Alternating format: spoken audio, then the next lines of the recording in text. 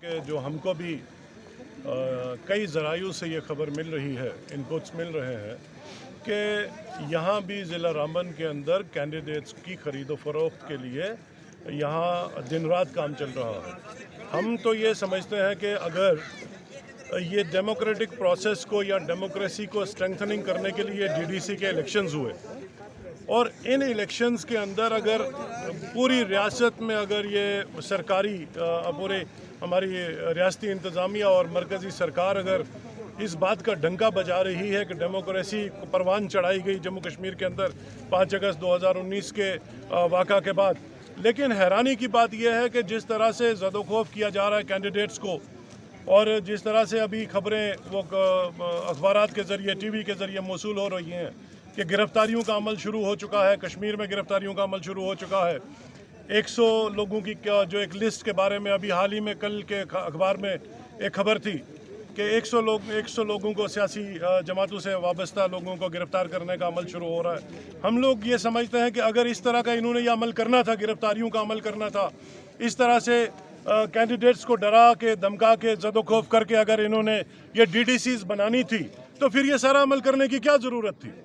इनको चाहिए अगर ये लोग अगर लोगों ने तो इनको रिजेक्ट कर दिया।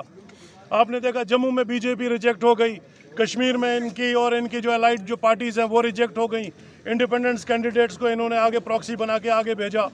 आज ये क्लेम कर रहे हैं सारे इंडिपेंडेंट हमारे हैं और फिर ये लोगों को प्रेशराइज करके ज़दोखौफ करके उनको अपने साथ मिलाने की फिराक में है।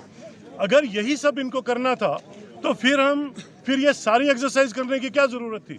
हम तो ये कहते हैं कि अगर आपको गिरफ्तारियां करके डीडीसीज बनानी है, ज़दोखौफ करके ये अपने डीडीसीज बनानी है, कैंडिडेट्स को डरा के डीडीसीज बनानी थी, तो फिर इतने करोड़ों लोगों को क्यों इस अमल में लाया और क्यों ये झूठा आपने ये एक झूठा सा एक टंड सा बनाया। आप फिर नॉमिनेट कर दीजिए। मैं एलजी साहब को कहूँगा कि आपको गिरफ्तारियां करने की ज़रूरत नहीं है, ज़दोखौफ करने की ज़रूरत नहीं है, आप नॉमिनेट कर दीजिए जिनको हम नॉमिनेट करना चाहते हैं।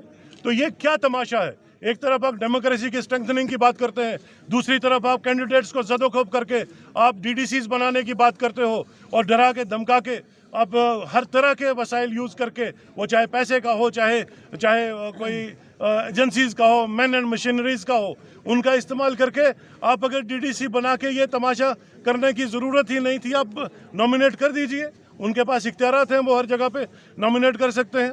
उनको फिर क्या ज़रूरत इस बात की थी कि ये सारा ढोंग रचाने की। तो हम ये गुजारिश करेंगे यहाँ की रियासती इंतज़ामिया से, एलजी साहब से, कि फौरी तौर यहाँ पे डिस्ट्रिक्ट डेवलपमेंट काउंसिल का क़याम अमल में लाया जाए। और मैं तो ये समझता हूँ कि अगर पंचायत इलेक्शनों में अगर एंटी डिफेक्शन लॉ है, अगर असेंबली इलेक्शंस में एंटी डिफेक्शन लॉ है, तो हम तो हैरान हैं इस डीडीसी के इलेक्शन में एंटी डिफेक्शन लॉ क्यों नहीं रखा गया।